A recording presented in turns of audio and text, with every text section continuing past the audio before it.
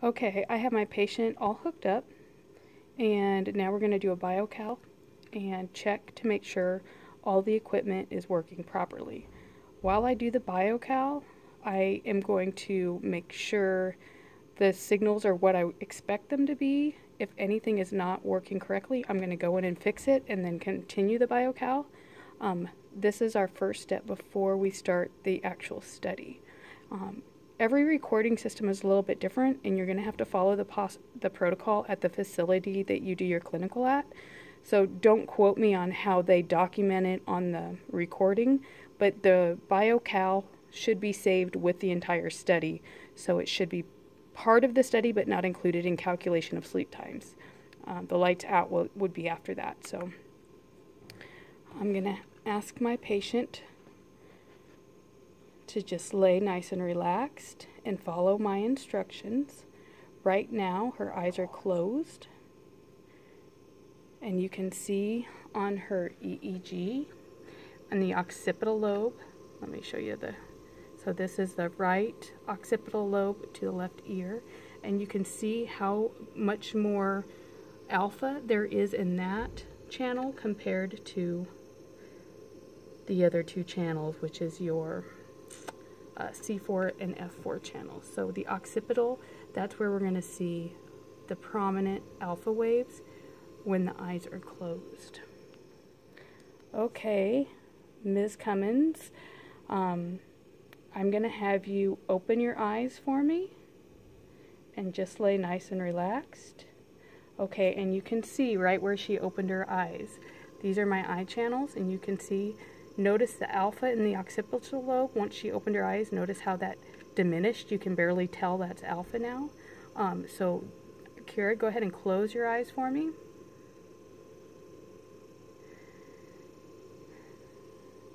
And there she closed her eyes. You can tell by the change in the eye channels. And then, again, the alpha returns in the occipital lobe. So I guess I should start off telling you the channel 1 up here is F4 to M1, channel 2 is C4 to M1, channel 3 is O2 to M1, channel 5 is the left eye, channel 6 is the right eye, channel 7 is the chin, I believe. Oh, this channel is supposed to be our EKG, but notice how that does not look like an EKG. I need to fix that channel. Then we have our left leg, our right leg. This is our thermistor. I do not have a nasal pressure transducer here, so we won't have that on this example. Usually it goes nasal pressure transducer, then thermistor, then the next one here is abdomen or thorax, and then the very last one is abdomen. And then down here I don't have hooked up right now would be your oximetry. But otherwise this is what a full setup would look like. Okay, now we're going to start over with this biocal. I kind of got sidetracked. And we're going to have her follow instructions, so we're testing every single channel here. And I'm going to try to get the entire screen in. Okay, remember this is a 30-second epic, so the entire screen that you see is 30 seconds of time. Okay, Kira, with your eyes closed, nice and relaxed, move your eyes to the left, and then the right, and to the left, and to the right. And one more time, to the left and to the right.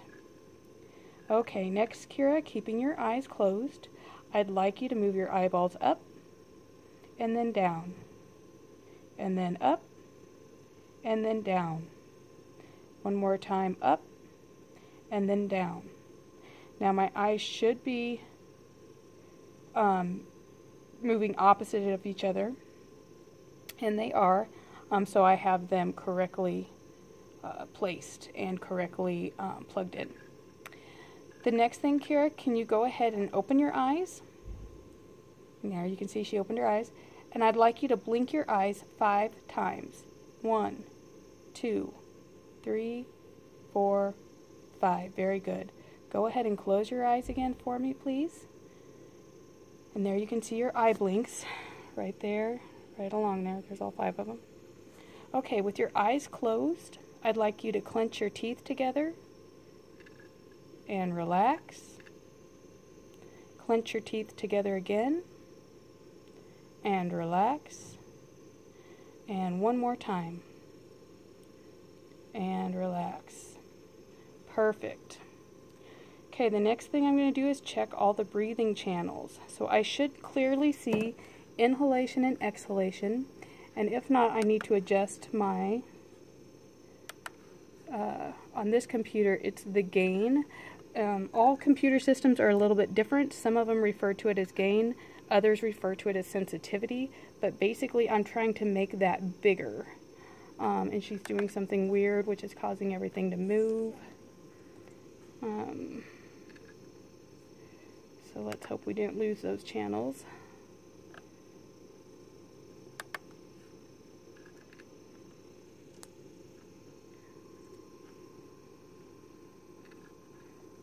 Okay, so I just increased my gain on all of those, and they look a little bit better here. Okay, Kira, please follow my instructions with your eyes closed and nice and relaxed. Breathe in through your nose and your mouth, and exhale, sorry. Breathe in again through your nose and blow out through your nose. Whenever you're ready, do another breath in through your nose and out through your nose. Okay, so I'm correlating that when she's breathing in, my line is moving upward, making an upward wave, and when she exhales, my line makes a downward wave. And unfortunately, I do have one of my electrodes are incorrectly plugged in. My abdomen belt is reverse polarity. So we have a couple of options. I can actually go to the head box and change it there, or I can try just switching the polarity on my settings, and let's see if that did it. Okay, Kira, once again, take 4 breaths in and out through your nose.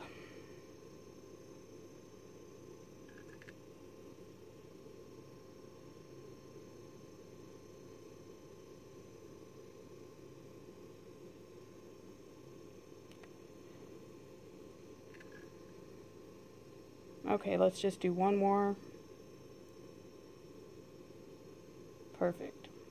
Okay, now I'd like you to breathe just through your mouth for me, please. A breath in and a breath out. A breath in and a breath out. One more. Perfect. Next, I'd like you to hold your breath for about 10 seconds. Whenever you're ready, go. 1, 2, 3, 4, 5, 6, 7, 8, 9, 10. Go ahead and breathe. All right, and you see we did have a little bit of movement in our thoracic and abdomen belt. I don't know why. I think it's just a glitch because it looks a little choppy, but otherwise everything seems to be working okay. For some reason my thermistor here just isn't very sensitive yet. It still is pretty shallow. Let me try it again. There we go. Alright, now I'm going to try and fix my EKG. Now it could be that I didn't prep the skin well enough. Notice how thick black that line is. It could just be that I didn't prep it well.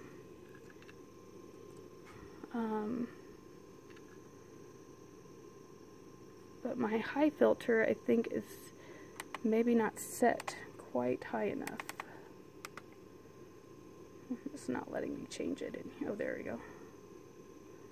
Well, that's as high as it goes. So I'm going to check my head box. I wonder if I have it plugged into the wrong site here. Whoa! 1 second.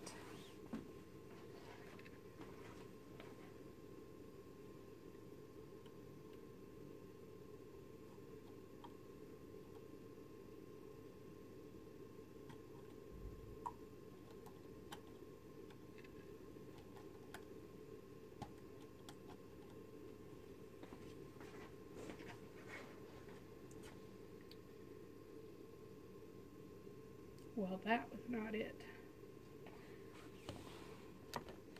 I changed the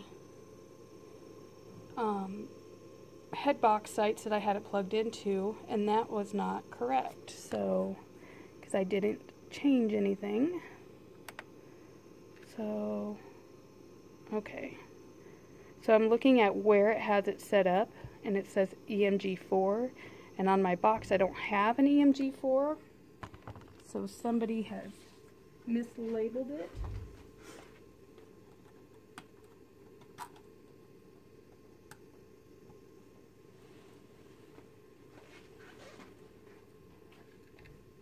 Okay, and we noticed our patient was moving around quite a bit. Oh, and I don't have my ground came unplugged.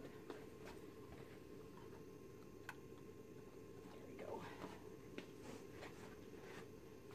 There we go. So this here, notice that is not any electrical activity. My ground electrode actually came unplugged when I was messing with the box. But now look at my EKG. Now that's looking a little bit better. It's still a little junky, but a little bit better. Let's try adjusting our settings again.